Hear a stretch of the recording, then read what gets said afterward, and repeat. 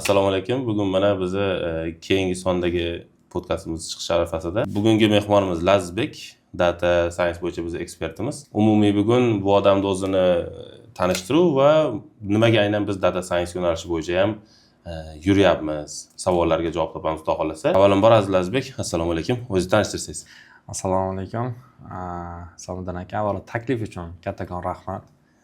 Shu data science va data analitika yo'nalishlariga hozirgi kunda qiziqish ko'p bo'lgani uchun o'ylaymanki shu yo'nalishda meni podkastga chaqirdingiz deb. Bunga munosib ko'rganingiz uchun avvalo rahmat. Ismim Lazizbek Rahmatov, Qashqadaryo viloyati Sharsabz shahridanman. O'sha birinchi o'rta ta'lim maktabida o'qiganman, undan keyin kollejda o'qiganmiz, kollejdan keyin universitet va shu soha yo'nalishi bo'yicha ishlab kelaman. Va hozirgi kunda National Bank of Uzbekistan yoki hamada ma'lum bo'lgan nom ostidagi NBU bankida data va product analyst bo'yicha pozitsiyada ishlab kelaman, transformatsion yo'nalishida va agile format. Xo'p, Lazizbek, endi o'zingiz yo'nalish bo'yicha savollar beraman hozir. Data analitikamizni asosi nima va nima uchun kerak? Bu birinchi savolimiz. Oddiy mana o'zingiz men ham endi oddiy bir Andijonning bir chekkasidan chiqib kelgan bolaman. Sizga o'xshagan yoshlarga deylik, nima turtki bo'lish kerakki, ular data analitikani o'rganish kerak? O'sha birinchi savolingiz aytganingizdek, data analitikani o'zi asosi nima? Asosi buncha bir qiyin narsa emas. Menimcha hamma biladigan zamonaviy yo'nalishda hozir ko'pchilik yoshlarimiz hamma, ya'ni ma'lum bo'lgan yo'nalishlar, ma'lum bo'lgan texnologiyalar ishlatiladi. Asosan endi birinchisi baribir asosiy qismi Excel hisoblanadi. Chunki biz bilamiz oldindan Excelda o'sha bizdan oldingi yosh kattalar o'sha analitikani ishlarini hammasini Excelda qilib borishgan. Haligacha Excel aktual tema va aktual hisoblanadi va ko'p banklarda yoki turli xil buxgalteriya ishlarida foydalanib keladi. Excel, SQL, structured query language deydi. Baza bilan o'rtasidagi muloqotni olib boradigan texnologiya, shunday tushunsak bo'ladi. Va Python bizada o'sha mashhur bo'lgan tillardan bittasi va bu ham foydalanib keladi va vizualizatsiya uchun bizada yo Power BI yoki Tableau yoki hozirda endi trendga chiqib borayotgan Metabase ishlatib kelinadi. Asosan mana shu narsa, endi asosiy core qismi. Shuning ustida turli xil otchotlar, turli xil hisobotlar va har xil turdagi ma'lumotlar tahlil qilib boriladi.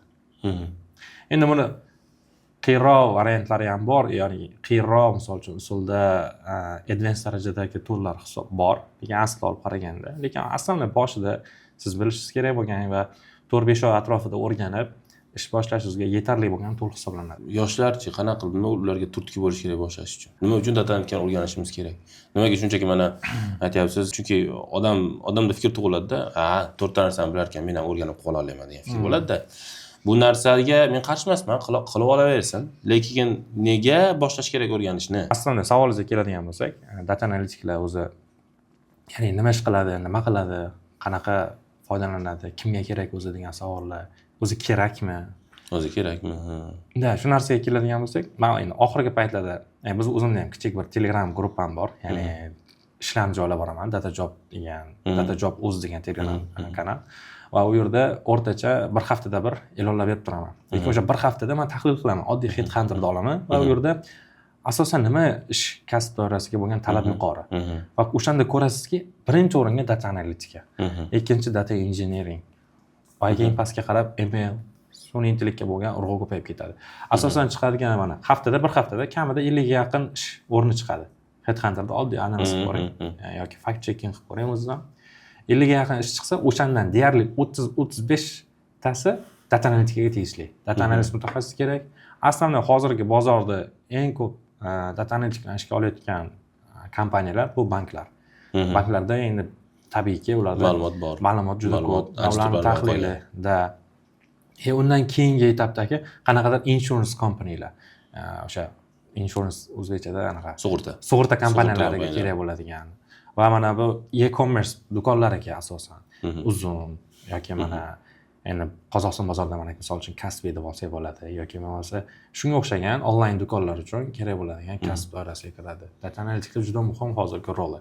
O'zi data science ham 80, endi bunga keyinroq ham to'xtalib o'tamiz, chuqurroq kirsak, data science ham 80% qismi deyarli analitika bilan bog'liq. 75-80% qismi. asosan analitikaga oid bo'lgan ishlar olib boriladi va undan keyin yaxshiroq modelni qurish uchun foydalaniladi. Men o'zim aytishlik bo'lganim uchun menga qiziq joylari juda ko'p hali ham. Nega? Men siz bilan gaplashib o'tiraman desam, computer science ni, ya'ni kompyuter ilmi yo'nalishi bo'yicha soatlab gaplashib o'tiraman-da. Chunki 6 yil umrini o'zi shu fanga yo'naltirilgan, ilmiy ishim ham butun boshli AI ML da, cloudda bo'lgandi. Meniki o'zim ilmiy ish magistraturada. Endi bunga mendagi o'zim motivatsiyam nima edi desangiz, ya'ni men yosh bolaligimdan kelib chiqadigan motivatsiyam turtkilanib yurib kelib qolganman kompyuter sayensga. Men o'zim nima sababdan deyilsa, men haligi kumirim deb bilgan odamim ketyapti-da kompyuter sayensga burilib ketib qoldim. Men odam bilan o'ylagandim, что bu odam avtomatlashtirish, avtomobil ishlab chiqarishda avtomatlashtirish yo'nalishiga boradi degandim, Turingga kiradi degandim. Turingga men ham topshirganman odamga qiziqib. Нет, получается, odam Inxaga kirdi, keyin men ham Inxaga kirdim. Shu bilan Inxada kompyuter sayens bo'lib ketdi. Meni o'zimni turtkim kumirim orqali bo'lgan. Fanni o'zim bilmaganman. Lekin mana aytaylik, sizni kimdir kumir deb bilsa yoki o'rganmoqchi bo'lib yurgan bo'lsa, deylik, kompyuter shu data analitikani. Ularga qanaqa urg'u berish kerak? O'zingizda qanaqa tug'ilgan bu urg'u yoki dalga uchqun qanday tug'ilganki siz shu yerdasiz hozir? Nega aytaylik, backend emassiz yoki frontend emassiz yoki oddiy bir sales agent emassiz-da. Nega aynan data analitikadasiz va qayerdan boshlangan mana shu qiziqishlaringiz? Xo'p, qanaqa kelib qolganman? O'zi ITga nimaga kirib keldi degan savollardan boshlasak qizig'roq bo'lar. Adashmasam 2019-yili o'sha maktab yillari bitirilgan va undan keyin o'qishga topshirishimiz kerak bo'lgan. Endi u payt 17-18 yosh atrofidagi bola hali nimaga qiziqishini o'zi bilmaydi. Hammada bo'ladigan tabiiy jarayon. Lekin bizning uydagilarimiz sen kim bo'lasan deb ko'p savol beraverishadi, savolga qo'yaverishadi. Lekin o'zingiz nima xohlashingizni bilmaysiz. O'zi nimani xohlayman. Lekin o'sha paytda men aytardim, onamlarga aytardim, oyimlarga kim bo'lasan desa, buyuk inson bo'laman deb, lekin buyuk inson qanaqa bo'lishini bilmaganman. Bitta kasb doirasini tanlamaganman. Kimni kasbi yaxshiroq pul topsa, o'sha sohani qilgim kelgan. O'zimni aynan o'zimni qanaqadir qarorim bo'lmagan. Shunday ham bo'ldi va 2019-yil o'sha paytda oyimlar, ya'ni asosan xolamlar aytishgan bir temir yo'llar sohasini, temir yo'llarda ish yaxshi, ular 15 kun ish, 15 kun dam, formada ishlashadi, chiroyli kostyum shimlada, yaxshi oylik olishadi, baland oylik olishadi. Aylanib yuradi O'zbekistonda bekorga. Shunaqa deb ular o'sha sohaga qiziqtirishgan va keyin tabiiyki o'sha temir yo'llar universitetiga topshirganman, transportniga. Lekin o'rtacha statistikalarga qaragan paytim ular yiliga o'sha men topshirgan yo'nalishda 25 dona bolani qabul qilishgan. Va o'shandan adashmasam 2 yo 1 kishiga grant berilgan. Lekin mening qurbim yetmasdi u payt bunaqa kontrakt to'lashga yoki o'qisam ham, kirsam ham grantga o'qishim kerak. Endi matematika, ingliz tili va shunga o'xshagan fanlardan tayyorgarlik ko'rib yurganman. O'zim olimpiada ishtirokchisi bo'lganman iqtisodiyot fanidan maktab yillari. 7-8-sinf atrofida o'sha asosan iqtisodiyotga qiziqqanman va iqtisodiyotda olimpiadaga qatnashib yurganman, respublikagacha chiqqanman. Lekin yo'nalishim tubdan bu tarafga qarab o'zgarib ketgan, lekin asosan talab qilingan universitetdagi anaqasi ham imtihonlari ham o'sha tarix, ingliz tili, matematika bor edi. Tabiiyki topshirdim. Topshirganimdan keyin oxirida yiqildim. Qisqa qilib aytgan. Не судьба deydi.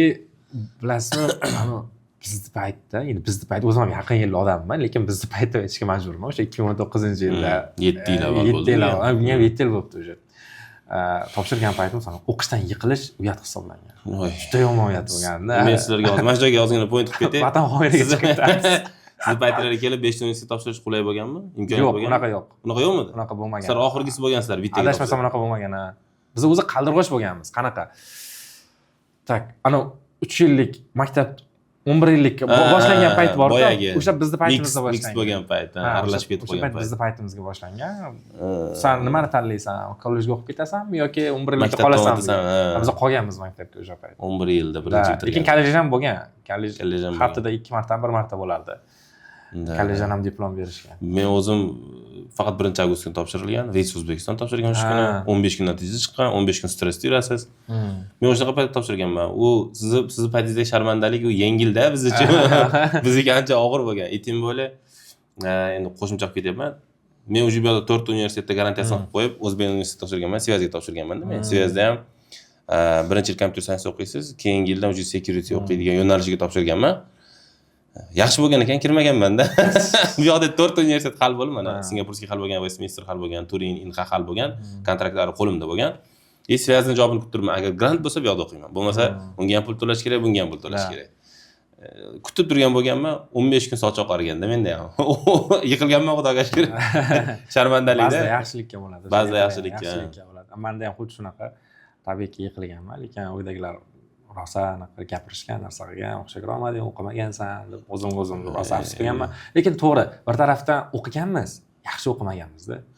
Yaxshi o'qish bilan o'qish farqi bor. Test darajasida kerakli narsa o'qimagansiz. Endi tabiiyki viloyatda shunaqa o'qilgan, faqat test uchun tayyorgarlik ko'rasan, test uchun o'qishga kirasan. U yerda bilasizki, shablon, hamma narsa o'rgatilgan, narsa qilingan, o'sha orqali topshiriladi.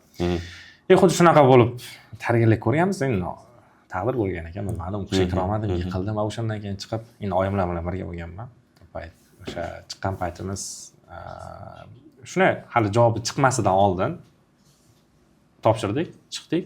O'ng qo'limizda bir bola, endi haqiqatni olib aytadigan bo'lsam, o'sha Qozog'istondan universitetlariga hozir grant ketyapti, topshirsang o'qishga kirsang grantga kirasan, qo'llarida anaqa ushlab turib tarqatishayotgandi.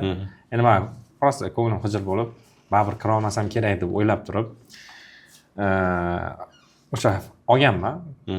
Qaysi universitet ekan, nima ekan deb, chunki o'sha paytda Qozog'istonda O'zbekiston bilan Qozog'iston o'rtasida qanaqadir shartnoma ketgan va o'quvchilar o'rtasida almashinuv boshlangan. Bir payt o'qish natijalari chiqdi, yiqilganimni bildim. Keyin shundan keyin o'sha payt olib qo'ygan qog'ozim esga tushdi. Qozog'istonga ketaman deb turib oldim. Uydagilar lekin rosa qarshi bo'lishdi. Hammalar qarshi bo'lishdi. Yo ketmaysan. Endi biz bilamiz, oldingilar shunaqa deyishardi. Qozog'iston sal yomon joy. Sen yerda nima qilasan? Qanaqa o'qiysan? Nima dedi buni? Stereotip. Shunaqa paydo bo'lib qolgan. Lekin hech kim borib ko'rmagan o'sha narsani. Haqiqatan shunaqa. Bir nechta qiynalgan odamning gapi. Da. Yaxshi joy Qozog'iston. Yo'q, yaxshi joy. Men hozir aytaveraman. Aka, yomonlik ko'rmaganman shu paytgacha, rostdan. Umuman yomonlik ko'rmaganman. Do'stlarimiz, ularda bavrim deydi. Juda ko'p. Yaxshilik ko'rganman, lekin yomonlik ko'rmaganman. 4 yil yashab turib. Xuddi shunaqa keyin tabiiyki olganmiz, Qozog'istonga qarab ketganmiz. Unda ham oyim asosan fikrimni qo'llab-quvvatlaganlar va birga borganmiz, ketganmiz. Shu bilan Qozog'istonga borib, o'sha Chimkent shahrida Avezov degan universitetda topshirganmiz, keyin imtihon bo'lgan. Birinchi kunning o'ziga borib topshirib, ertangi kuniga imtihon boshlangan. Ertangi kunining o'ziga imtihonga kirganman. Asosan imtihon test va subsidiya bo'lgan. Ikkita qismga bo'lingan. Birinchisi hammaga ma'lum bo'lgan test, ikkinchisi suhbatga kirasiz. Xo'p, oxirida o'qishga qabul qilinganman.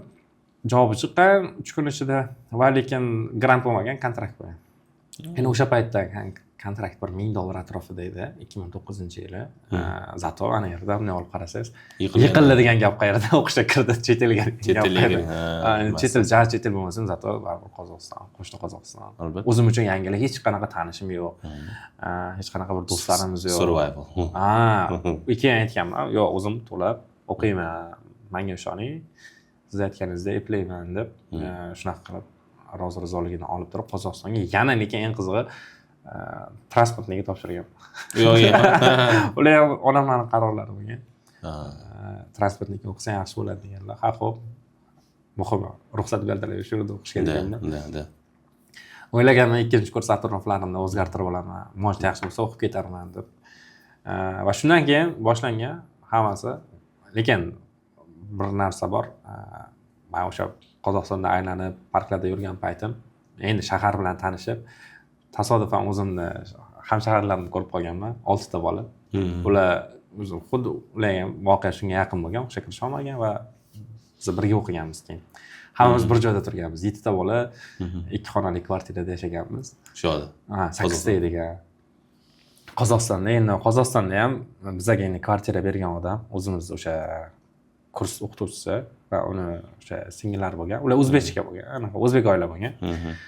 Qozog'istonning o'zbeklari yerdan keyin joy berib bizga o'sha yerda kvartira qilib berishgan, juda arzon narxda.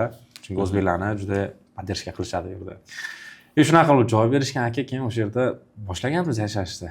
O'sha birgalikda hayotni qurganmiz. Boshda birinchi kurs juda qiynalganman. U yerda bunaqa narsa yo'q-da, men bu. Formaki, soqolingni ol yoki mana shunaqa narsa bo'lmagan. Men o'ylaganman, deganman, значит bunaqa bo'lmasa, bemalol yursa bo'lar ekan, yashab yuraversa bo'lar ekan deb o'ylaganman. Keyin ba'zi darslarni qoldirganman. Ishga qiziqib ketib qolganman. Sababi ishlaganman. Buni ham aytib o'tish kerak. Ishlaganim uchun yaxshi pul topganman qarasam. Kontrakt to'layapman. Bu yerdan yeb ichish yaxshi, zo'r. Uyda ovqat yeyilmagan, faqat ko'chada ovqatlanganmiz. Uyda ovqat yeyilmaydi. Kim qiladi? Kim qiladi? Ha.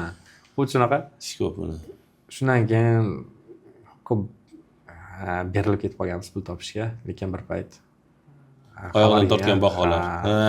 Pastga qarab ketgan, отчисление bo'lib ketishimga sabab qolgan. Shunaqa bo'ladi. Sababi ularda ana kredit moldir degan narsa bo'lardi. Bizda ham hozir shu. Sizlarda ham shunaqa. O'zbekistonda keyin qo'llanib, adashmasam 2-3 yildan keyin boshlangan. 21-yildan boshlangan. 20-21 boshlangan. Shu atrofga to'g'ri kelar ekan. Kredit modulda bilasiz, mana bizada 25 ball yetmasa, anaqa chorak oxiridami? Keyin semestrda oxirida. Ha, o'qishga imtihon topshirishingizdan oldingi balingiz yetishi kerak, imtihonga kirishingiz uchun. Agar balingiz yetmasa, imtihonga kirgizmaydi sizni. Xuddi shunaqa balim 3 ta fandan yetmay qolgan. Uni atrobotka har bitta fan o'sha paytda $100 turardi. $100 pul to'lab,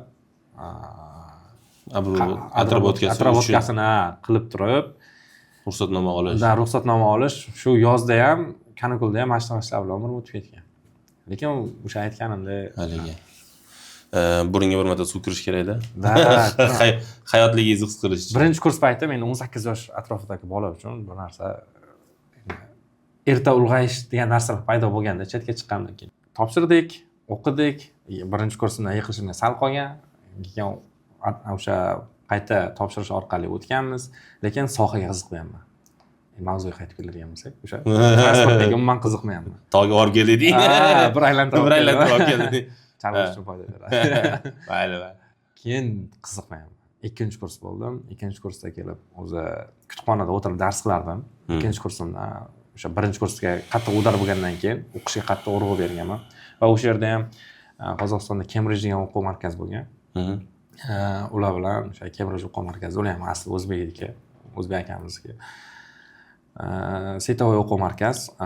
Xullas o'sha yerda o'qishni boshlaganman. U yerdagi ustozlar ingliz tilidan o'sha dars berardi va ingliz tili ustozlar edi. Chetdan kelgan, Angliya, Fransiyadan o'qib kelgan ustozlar. O'qirdim va gruppam ham menda Qozog'istonda ingliz tili gruppaga o'tganman keyin 2-kursdan. Ingliz tili gruppamni almashtirib olganman, Yevro guruhga o'tkazib olganman. Oldin местный gruppada bo'lgan.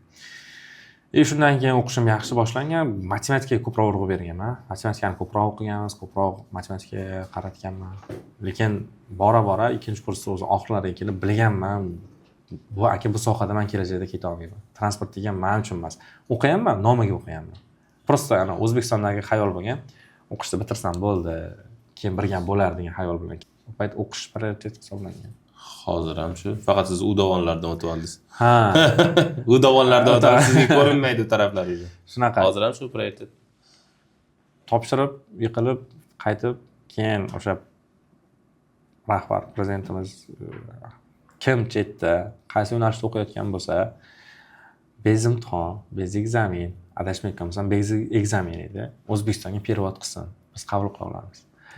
Tasavvur qiling, o'sha paytda o'qiyotgan meditsinada o'qirganlar bor edi. Qiyin yo'nalishlarga o'qiyotgan yuristlar bor edi. O'zbekiston yuridikaga kirish qiyin bo'lgan. Juda qiyin. Hozir ham qiyin. Moliyada hozir ham qiyin. Hozir ham qiyin. Endi payt biz o'ylaganmiz, juda qiyin soha, qiyin yo'nalish.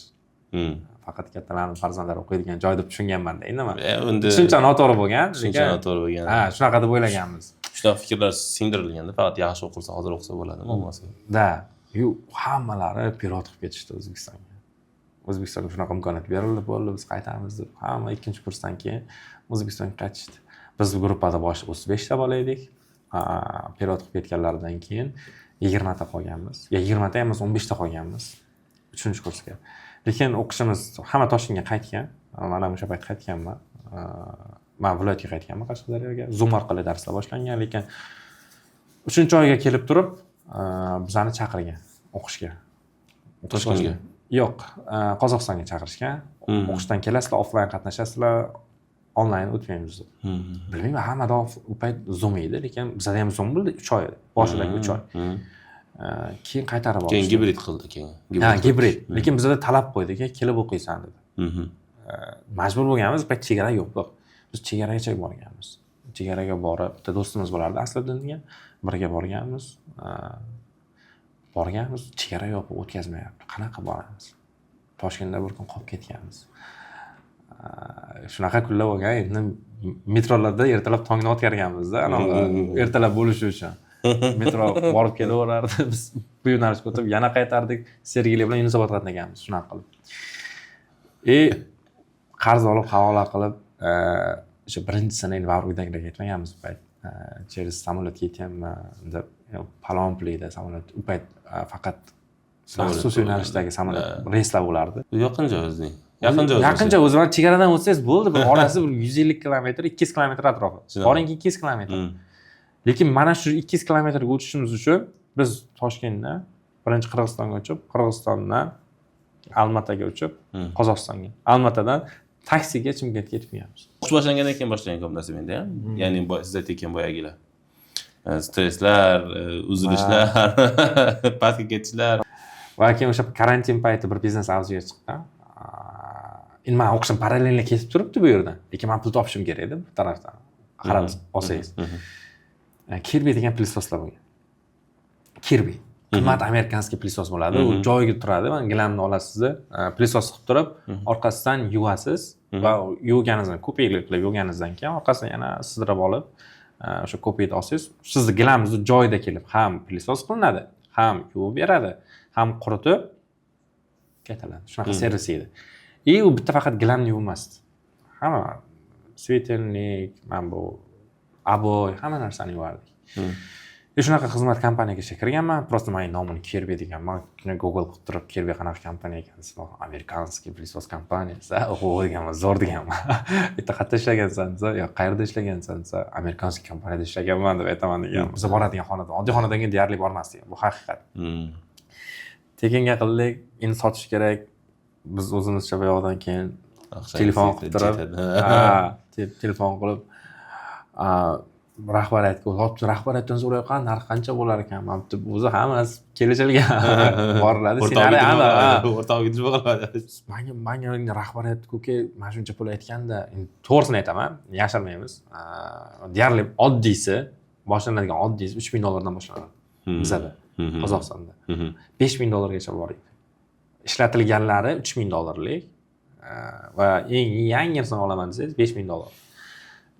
Nalish to'lash kerak.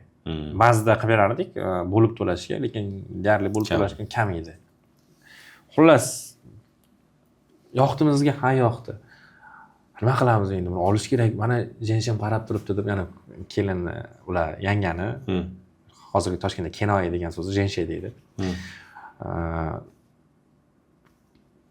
8-mart yaqin, bayramlari yaqin, olmaysizmi? Mana shuni tabriklayman deb. Bizga bitta narsa muhim edi. Telefon qilib boramizki, uyda xo'jayingiz ham uyda bo'ladilarmi degan gap bor.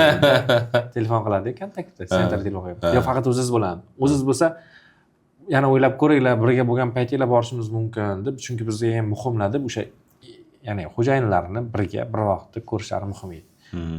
Agar bir o'zi bo'lsa, yo erkagi bo'lib, ayoli bo'lmay qolsa, yo ayoli bo'lib, erkagi bo'lmay qolsa, biz demoga bormasdik. Chunki bizga sotuv muhim edi, aka. Sotuvdan tushadigan pul ham bor edi, yaxshi pul edi. Shuning evaziga keyin boshlaganmiz, zo'r bo'lgan, yaxshi daromadga chiqqanman. 9 oycha ishlagan bo'lsam, puli qiziq. Puli qiziq topganman. O'sha yaxshi pul topganim evaziga birinchi mashinamni 18 yoshimda olganman. Tabriklashinglar mumkin deydi. 18 yoshimda birinchi Opel Vectra mashina, 2 motorli, shunaqa motorli mashina Opel olganman. Juda yumshoq mashina. Yil eski bo'lgan. Yoshligimizdan mashinaga qiziqqanmiz. 7-sinf atrofida birinchi mashina haydaganman. Endi bu payt ko'chani ichiga akalarimiz berganlar. Shu mashina haydab qiziqqanman, rostdan qiziqqanman o'zim. Haligacha qiziqaman. Ukam ham o'sha sohada ishlaydi. Avtosalon sohasida, mashinada ishlaydi. Shu yo'nalishda. Salonimiz bor demadingiz. Yo'q, u ham bir menejer bo'lib ishlaydi, lekin shogird bo'lib ishlaydi. birinchi yil umuman deyarli hech qanaqa summa olmasdan mandan maslahat so'raganmiz bir kunga nima ish qilay degan payt o'zing yoqqan ishni qil. Man uni urib turib ITni o'rgan yoki bo'lmasa dizaynerlikni o'rgan yoki men bu sohada pul ko'p demaganman. Senga nima yoqadi o'sha ishni qil. Chunki agar siz ertalab turib shunday turgan paytingizda yana ishmi siz bo'lmaydi. U kayf qilmaysiz, ana qo'pol o'xshatish bo'lmaydi.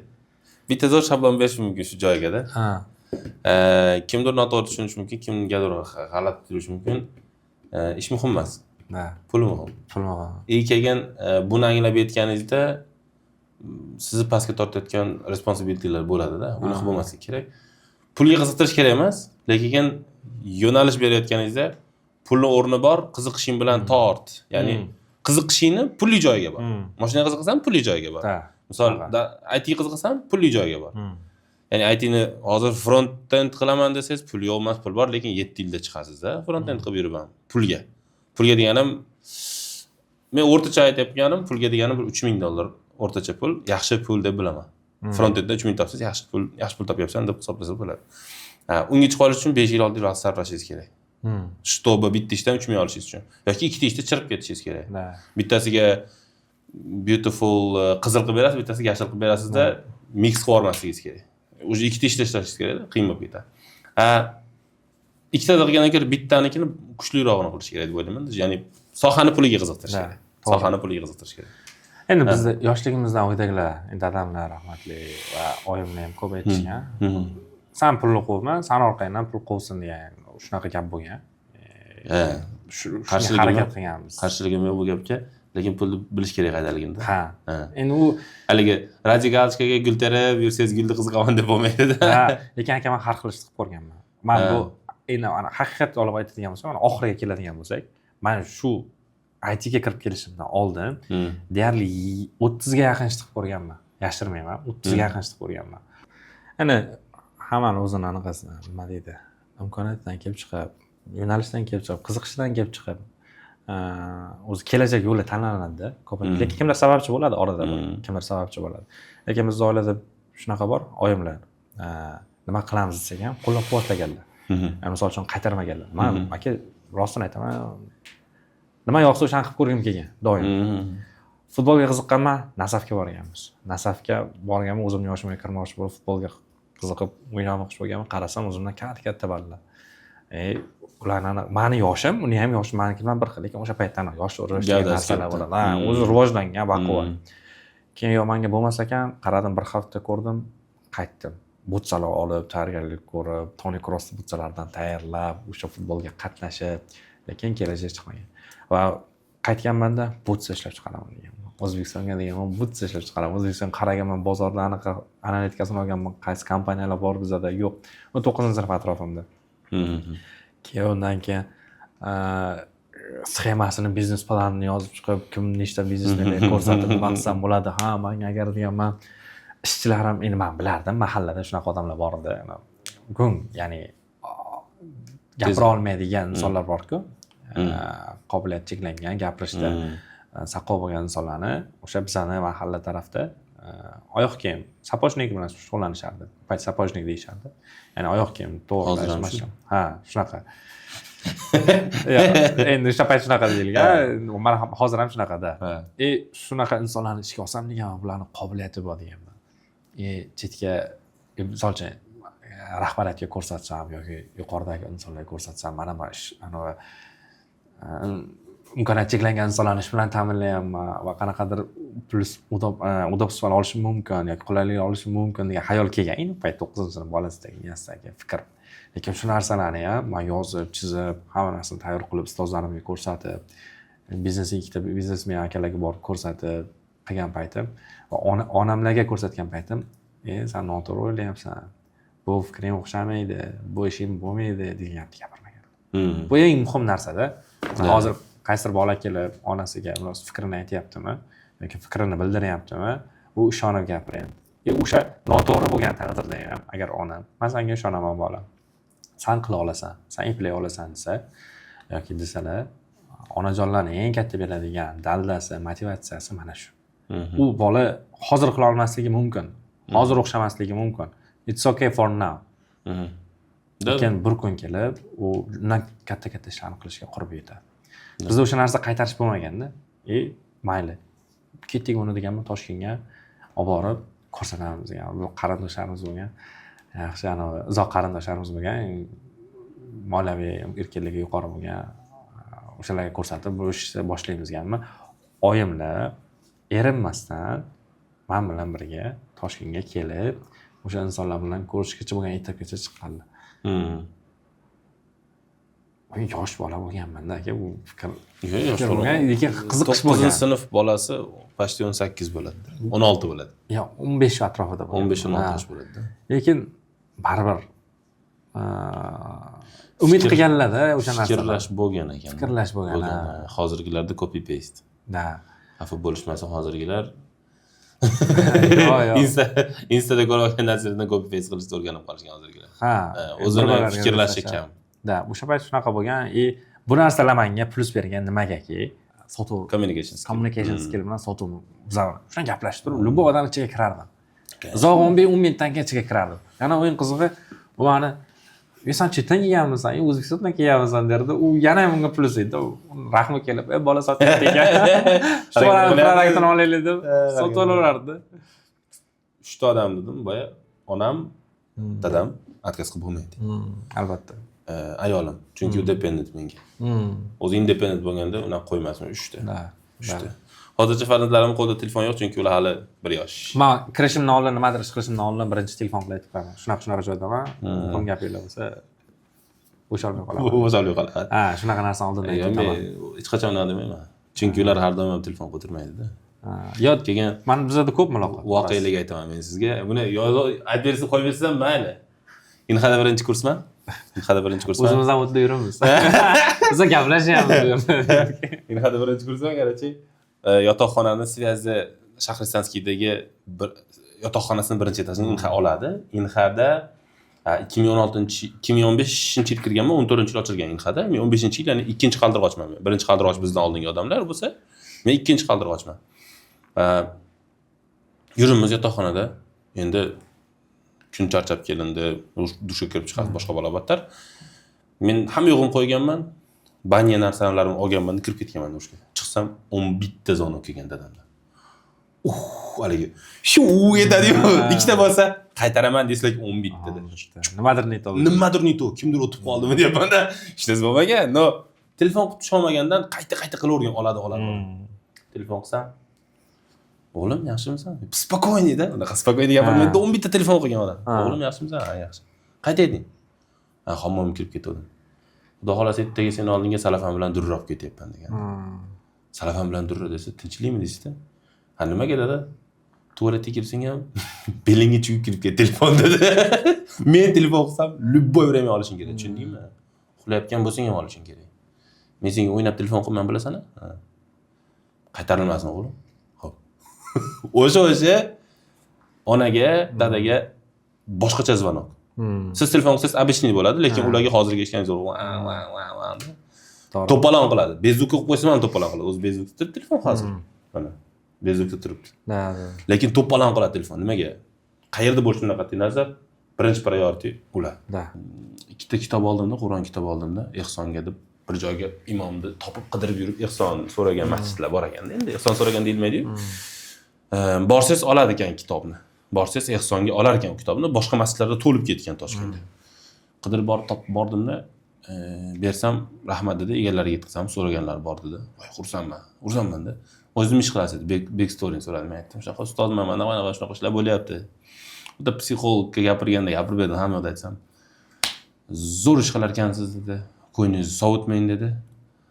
"Xudo xolasa" dedi, "ta'limning orqasidan sizga keladigan savoblarni" dedi, "kattaligi, ko'pligidan" dedi, "jannat eshigini oldida turib xursand bo'lasiz" deb aytdim. Haligi tasavvurda, вообще zo'r chiqdi. Ta'limdan ketma dedi. O'zing ishingni qilaver, ta'limdan ketma dedi. Har zamonda aytaylik, 100% ishingni bir 20% ta'limda bo'lsin, yordam ber dedi. Men aytdim, impact masalasi bo'yicha, ya'ni yashab yurgan davringizdagi, yashab o'tgan hayotingizdagi siz qilgan impactlar bor-ku. Shular masalasi bo'yicha ustozlikdan boshqasi yetisha olmas ekanda. Va o'yladim, why not to do it for more? While anaqa keeping my expenses as much as needed-da, ya'ni yo'nalish bo'yicha shuni qilsak bo'lar ekan dedimda. Hozir mana ta'limni cho'qqisidamiz desak bo'ladi. IT ta'limini cho'qqisidamiz desak bo'ladi. Nimaga? AI ni hamma ham o'qitmayapti. Bir o'qitayotganlarni ham ism sharflar aytmay aytadigan bo'lsak, o'zini expertman deydi. Na samom деле backstory'ga qarasangiz marketolog. Men aytsam bo'ladi o'zimni ekspertman debda. 10 yil, почти что 15-yil, 11 yil ekan уже. IT ni ichidaman-da. Nazariyat bo'yicha oldinga tushadiganlar mendan oldin o'qiganlar-da. Mendan oldin o'qiganlar qayerda yuribdi hozir? Chetda yuribdi. O'zbekistonda ta'lim beryaptimi? Bir nechta, sanoqli. Misol siz o'zingiz ekspertsiz, sohangiz bo'yicha siz oldinga tushadiganlar sizdan oldin ish boshlaganlar-da.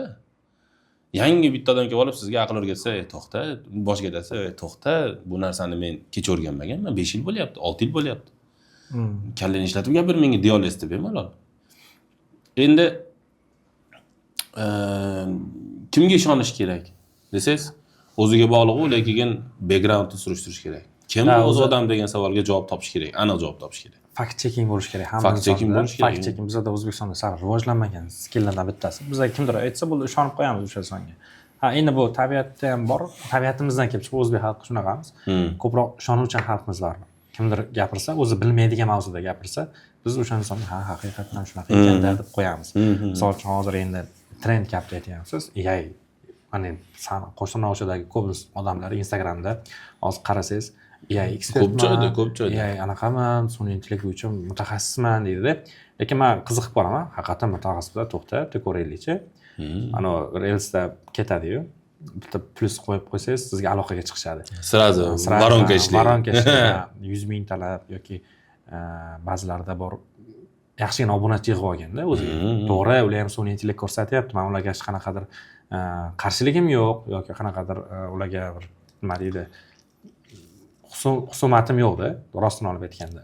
Prosta o'zlarini aytayotgan paytda ekspertman deyish qanchalik to'g'ri. To'g'ri emas. Chunki ular frontdagi mana o'zi IT da shunaqa.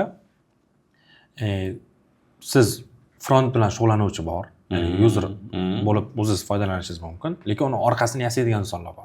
O'sha narsadan foydalanish uchun. Hozir ustini yasab ko'rsatadigan yoki AI videolarni yasayotgan paytda, misol uchun oddiy prompt berishdi va oddiygina videoni mana tayyor toolda bu o'zi munofiqsiz Google'da Veo 3 degan modeli olib turib prompt misol uchun Gemini'ni o'zidan ham olsangiz bo'ladi yoki ChatGPT'ni o'zidan ham olsangiz bo'ladi. Menga mana shunaqa mavzuda menga chiroyli prompt yozib bergan va buni Veo 3 bilan generative video yasamoqchiman. U videoni misol uchun bir xillari bor, qanaqa qilib sizga subscription'ni arzon olib berish yoki boshqacha qilib olib berish o'rgataman yoki videolarni biznesingizga qo'llashni o'rgatib beraman. Aka, hammamiz Instagram bor, misol uchun sizda bor, menda bor yoki boshqa odamda bor. Siz o'zingizga nima kerakligini bilasiz. Albatta. Oddiy GPT, Gemini, misol uchun technical kerak bo'lsa Cloud'niki bor, to'g'rimi? Cloud'i bor. Antropikda. Antrop o'shaniki bor. Veo 3 modelini siz ishlatishni bilsangiz, shu 3 ta to'lda bir boringga o'rganaman, siz bir hafta vaqtingiz ketmaydi deb o'ylayman. Ayni o'zingizga qiziq bo'lsa, misol uchun o'tirib qiziqib ko'rib, nimadir video yasasa. Lekin sayoz ketmasligi ham kerak-da. Sayoz ketmasligi kerak qanaqa? 4 use case'da ko'rib olib turib bo'ldi, qo'llay olaman degan fikrga ega bo'lib qolmaslik kerak-da. Aynan. Tagiga ham kirib borish kerakki, ya'ni nyuanslari bor-da. Nyuanslari bor qanaqa? Aynan qayerda qanday fokus bilan ishlashni ham bilish kerak-da. Mayli, xo'p, siz kinematograf bo'lmang, kamerachi yoki boshqa yo'nalish bo'yicha ssenarist bo'lmang, lekin promptni 4 ta narsa bilan ishlab qo'yish u men ekspertman deb olish kerak emas-da. Yo'q, ekspert emas, mana oddiy foydalanuvchi jihatdan men shuni ishlay olaman shu tool bilan degan etapga chiqishingiz, ya'ni men unaqa ekspert darajasiga bir hafta o'rganib ekspert bo'lasiz degan gapni gapirganim yo'q. Prosta o'rganish yetarli demoqchiman. Mana o'rganib olasiz oddiyni. Endi mana shu o'rganayotgan narsasini odamlar misol uchun sotyapti Instagramda yoki boshqa orqali chiroyli gap so'zlar bilan, chiroyli magical wordlarni ishlatib turib, sizni biznesingizda AI qo'llaymiz, AI bo'ladi, balobatlar bo'ladi. U endi o'shanda e'tibor berish kerak. Haqiqatan shu inson mutaxassismi? Ism familiyasini oling, Google'ga yozing. Google'ga yozgan paytingiz u yerdan bir nechta ijtimoiy tarmoqlar chiqib keladi. Siz o'sha paytda LinkedIn degan so'zni qo'shib o'ting. Bu insonning ism familiyasini yoniga LinkedIn deb shunday qo'shing. LinkedIn tarmog'i bu professional kasb egalasi, ya'ni mutaxassislarning joyi. Mana shu joyga bitta qo'shib ketay. ism-sharifni aytishim kerak emas, lekin men ham xuddi sizda plus qoldirganman data analitika kursiga. Cho'kchimi ko'ray voronkasi qanaqa ishlaydi. Sразу SMS keldi. Aytibman, zo'r. SMS kelyapti, nomerimni olyapti, bog'lanyapti boshqa. Aytayapti telefon qilib, ustozimiz bu yerda ishlaydi, unda ishlaydi, bunda ishlaydi. Sotuvchisiga aytdim, telefonda aytayapman. LinkedIn chiqmayapti deyapman. Qanaqa qilib siz professional deya olasiz? Data analitika ustozingizni agar LinkedInda men topa olmasam desam, LinkedIn bo'lish shart emas deydi, qizil bosib qo'ydim. Yo'q, sen sotuvchi bo'la turib, professional qanday bo'lishini bilmayapsanmi? Sen menga sota olmaysan. Sen menga sota olmaysan. Lekin bu narsani men ravo ko'rmayman-da qolganlarga ham. Ya'ni qolganlarga sifatsiz ta'lim olishni xohlamayman. Umr jalka, vaqt jalka, pul jalka.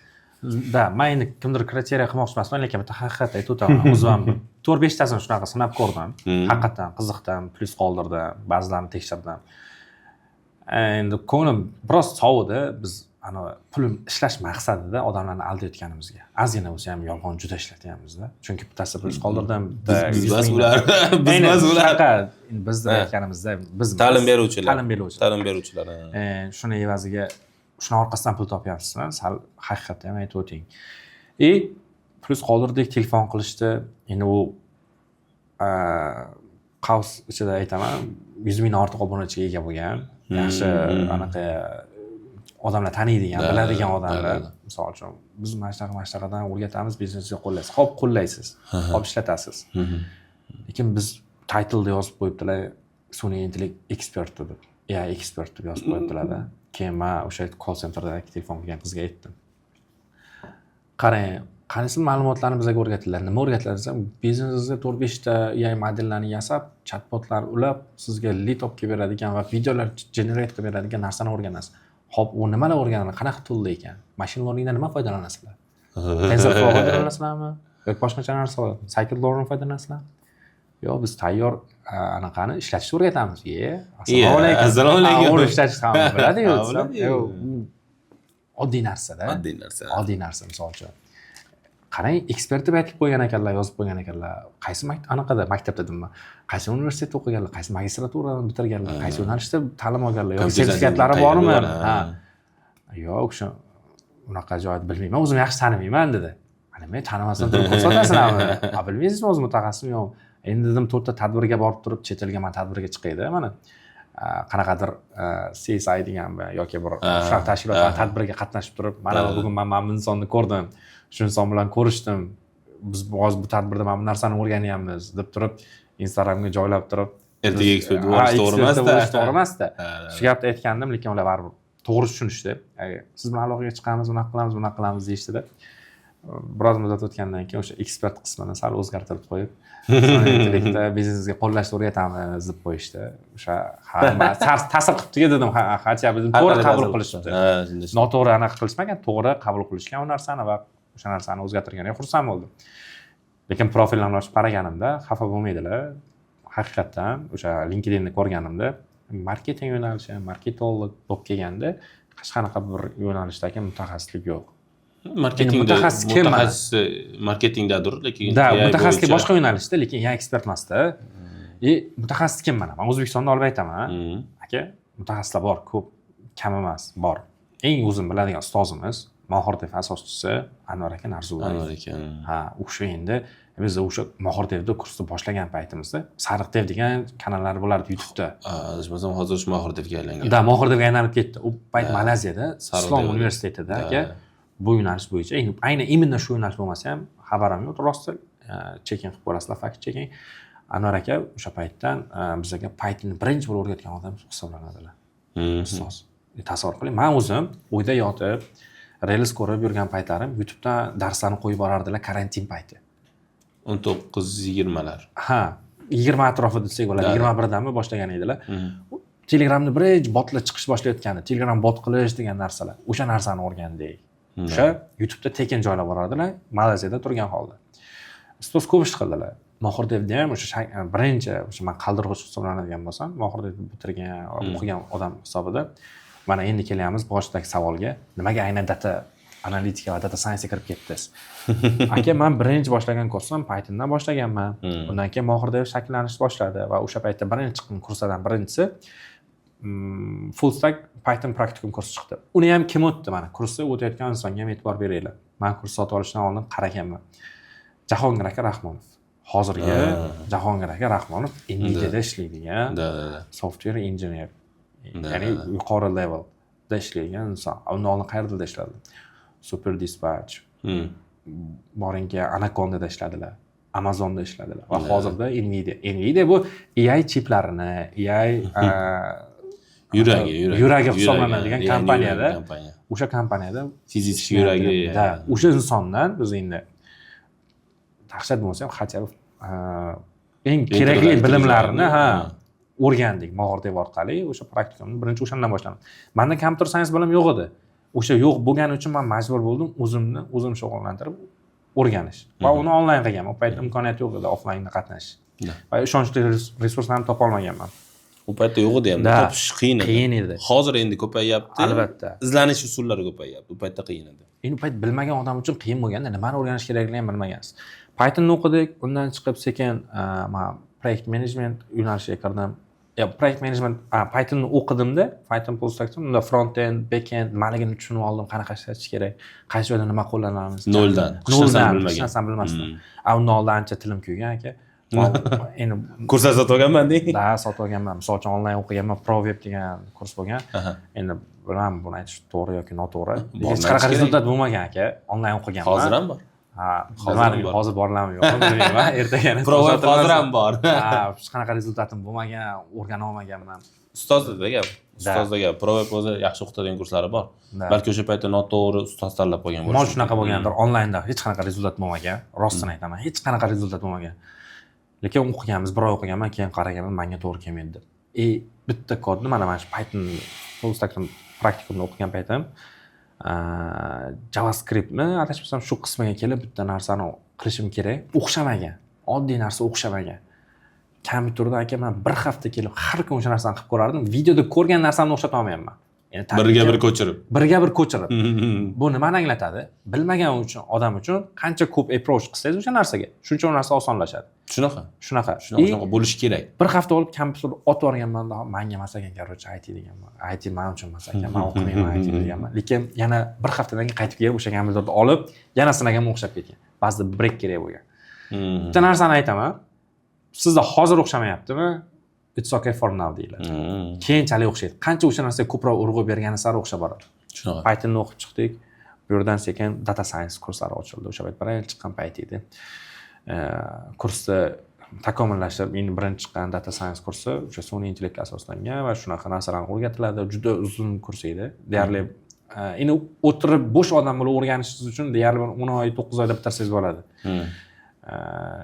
Endi menda bu 1,5 yilcha davom etgan. To'g'risini aytganda 1,5 yilda bitirganman. Uni materialni tayyorlashda ayting. Da. Ustoz bo'la turib. Ustoz u qiyin. Bilim ham katta bo'lishi kerak menimcha. Da. Ustozlar zo'r bilimni berganlar lekin. Rostini aytaman. Zo'r bilimni berishgan. Data science o'qib turib, men keyin qiziqqanman, proyekt managementga qiziqqanman. Uni o'qiganman, u bo'yicha ish qilganmiz, optimiz bo'lgan.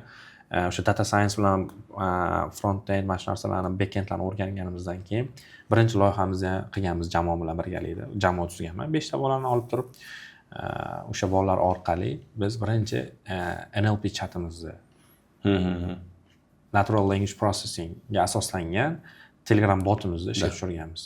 Endi bu Zikr Ahmaddan so'ralgan sayt bo'lgan.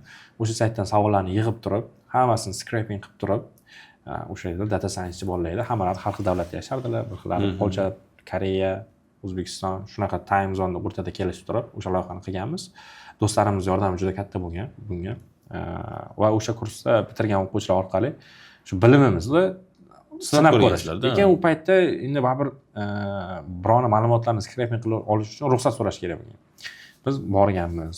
Mana shunaqa Zikr Ahmaddan so'ralgan saytda mana shunaqa savollar bor ekan. Ochiq ma'lumotlar. Ochiq ma'lumotlarda u omma foydalanishi mumkin. Savolga javob berish kerak. Javob bergan odam orqasida o'tiradigan inson admin, ya'ni fatvo bera oladigan huquqiga ega bo'lgan inson bo'lganda. Yoki bor fatvolarni ko'rsatib beradi. Da, o'sha narsalarni ko'rsatib beradi. Biz endi borib IT komandasi bilan uchrashib, sizlar nima deysizlar, mana shu narsani biz qilmoqchimiz. Ya'ni sun'iy intellekt deb ayta olmasdik u payt. Lekin NLP NLP qilib haligi Ha. avtootветчик qilib Da, beradi primoyda. shunaqa narsani qilib beramiz va u ma'lumotlarni qanaqa ishlaydi desa, oldin berilgan savol yana takror berilsa, o'sha oldin berilgan javobni sizga chiqarib beradi. Chiqarib beradi. Ha, mana shu mana javob berilgan. Chunki saytda shunaqa tuzilgan dedi. Siz bitta savolni bersangiz, endi qo'pol o'xshatish bor. Faqat so'z javoblar chiqarib beradi. Da. Natija chiqarib beradi. Da. O'xshash javoblar chiqarib beradi. Ha, u ana ro'za 15-20 tani o'qib chiqish kerak uning uchun. albatta shunaqa qiyin bo'lganda, 2021-yil berilgan savol 2024-yilda ham o'sha takrorlanishi mumkin-da, qanaqadir savol. Ha, shunaqa. Savol. O'sha narsani bergandan keyin u odam yana o'sha savolga javob bir xil qaytarish kerak. Biz o'rtada time managementni qisqartirmoqchi bo'lganmiz. Oldin misol uchun yuzerlardan so'raganmiz, deyarli bir haftaga yaqin javob olishgan. Savollar ko'pligi tufayli javob beradigan odam ham bir xil savolga qayta javob berib, uni ham vaqtni ko'p yo'qotgan. Biz o'sha narsani deyarli 30 sekund yoki 15 sekundga tushirib Telegram bot orqali yasaganmiz. Va uni yasaganimizni bu loyihani endi bir o'rtacha 9 oy ketgan. Chiqquniga qadar noldan ko'tarayotgan bolalarga bu normal holat. Juda og'rida qoqilganmiz, juda qiyinchiliklar bo'lgan, ba'zida tashlab ketmoqchi bo'lganmiz. Oxiriga yetgandan keyin ustozga borib ko'rsatganmiz, Anvar aka Narzullayevga. Mana shunaqa narsa qildik. Xo'p, accuracy qanaqa ekan deganlarda, o'sha paytda 89% aniqlikda ishlayotgan. Lekin data science shunaqa haqiqat bor. 85 bilan 95 orasi zo'r, ideal. 95 pas уже u anaqa adashyapti degan. Chunki 100% ishlaydigan modelni o'zi yo'q. aniq. Unaqa narsa yo'q. Kim sizga 100% ishlayapti desa, u yolg'onchi bo'ladi. 88 ishlardi menda. Yolg'onchi bo'ladi emas, yoki siz testing against trained data bo'lardi-da. Ha. Ya'ni o'zingiz train qilgan dataga nisbatan tekshirayotgan bo'lardingiz. Tekshirayotganingiz ham train qilgan bilan birga bo'lib qoladi. Endi yolg'onchi bo'ladi degani, mani modelim 100% zo'r ishlaydi deyish noto'g'ri-da. Noto'g'ri. Menda 88 chiqardi. Professorim oldiga borgan uyalardim, shu 90 qilishim kerak, 92 qilishim kerak deb o'ylardim, yo'l topolmasdim. 88 bilan topshirganman, qabul qilingan. O'sha 89 chiqqan, xo'p, bundan keyin nima qilasizlar? Davom etasizlarmi deb feedback berganlar. Yo, biz o'zimiz uchun opit bo'lish uchun, tajriba bo'lish uchun qilib ko'rdik. Bizga yoqdi. Endi sizga ko'rsatib, shuni so'ramoqchi edik, feedbackingiz qanaqa? Bo'pti, zo'r, yaxshi, chotki. Bosinglar bundan keyin. Agar productionga olib chiqasizlarmi deganmiz? Yo'q, endi dim bilan ozgina doir bo'lgan. Bizda unaqa bilim bo'lmagan, dim bilan doir bo'lgan. Ertaga noto'g'ri javob berib qo'ysa, noto'g'ri xato berib qo'yadigan darajaga chiqib qolsa, u qiynagan.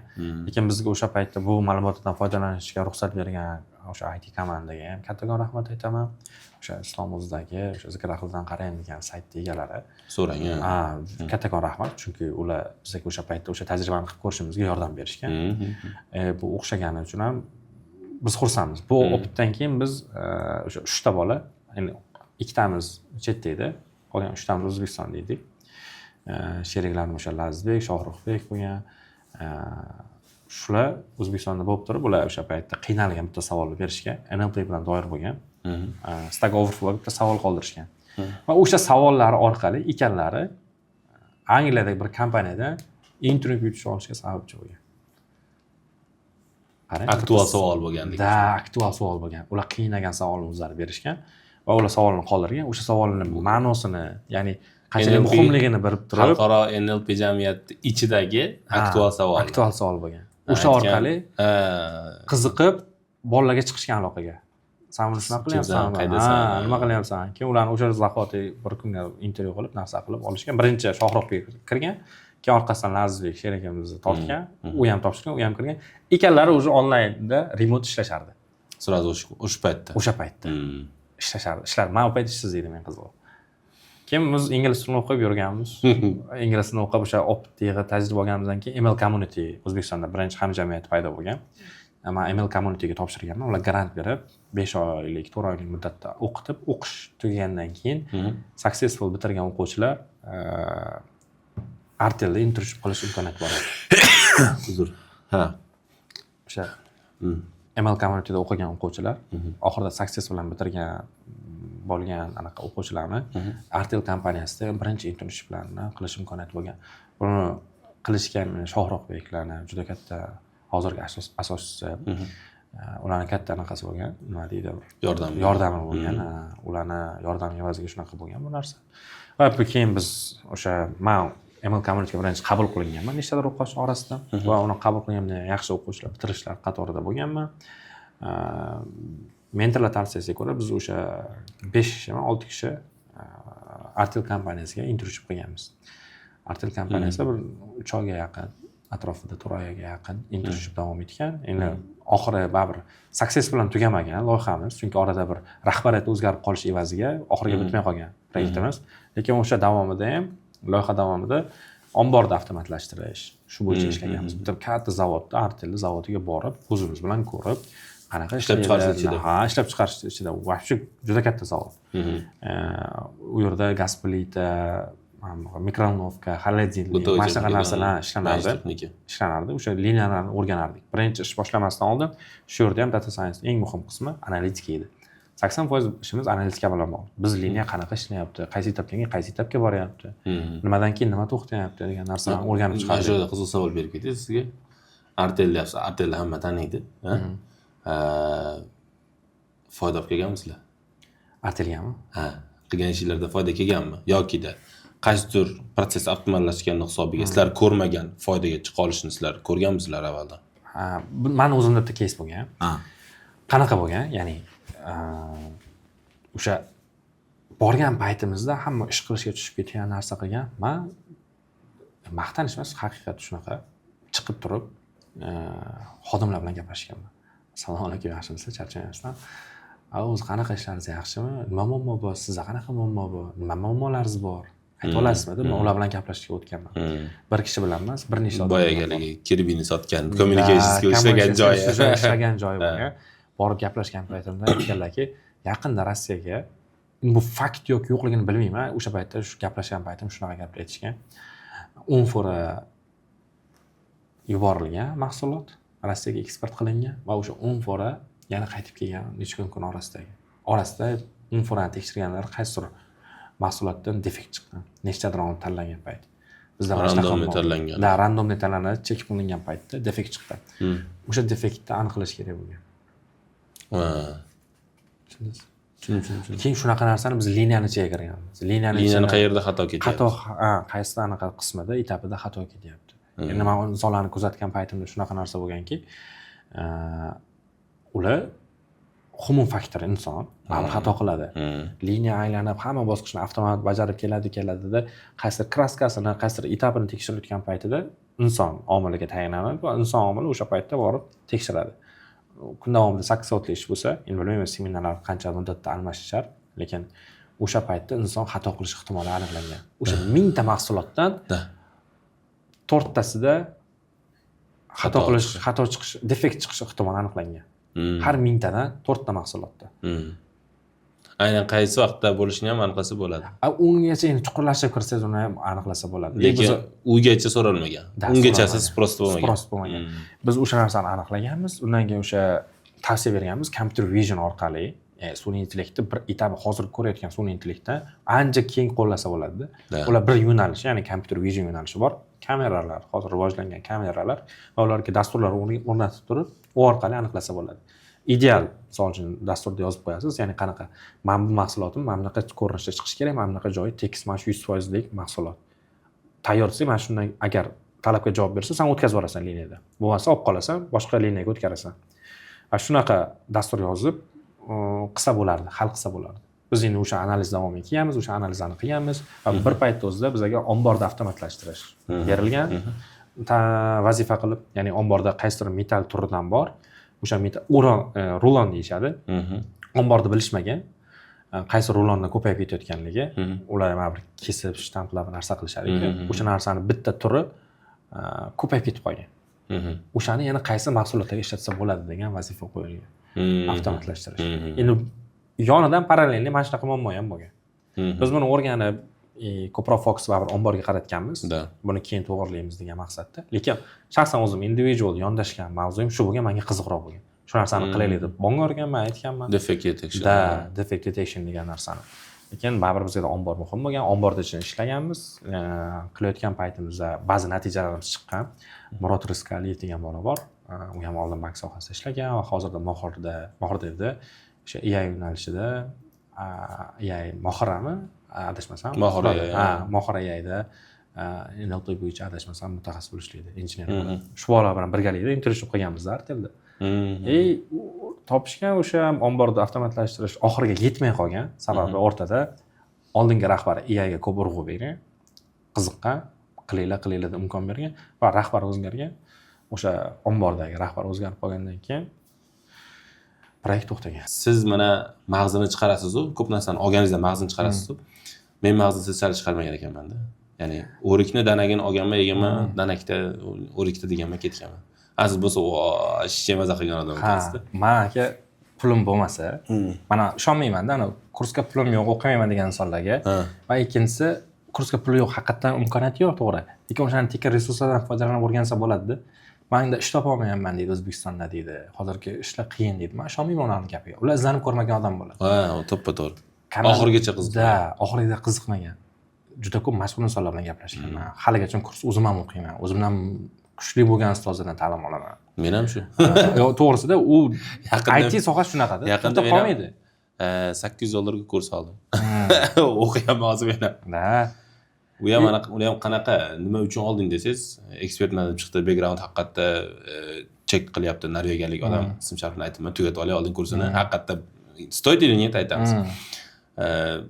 Aytyapti, avtomatlashtirish bo'yicha falonda o'rgataman, o'zim bu joyda ishlaganman, 2 S'larni ko'rsatmayapman. Ishontiryapsiz? Bitta webinarga qatnashaylik, qatnashim haqiqatda yaxshi. Qancha? 800, okey. Ishtir. O'qiyapman-da o'sha narsani. Bilganlarim bor ichida, lekin bilmaganim qancha ekan yana degan qiziqishim bor. Pul to'lashga tayyor bo'lib turibman, to'layapman-da.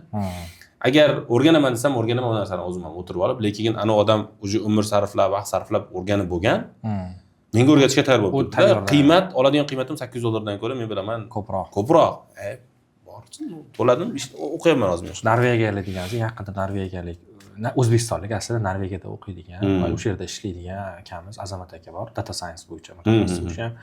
Data analitik bo'yicha biz ham kursda yozildik. 6 kishini qabul qildilar. Nechtadir odamni. O'shalardan bittasi mana yana bitta do'stimiz bor. Xalq bankida ishlaydigan.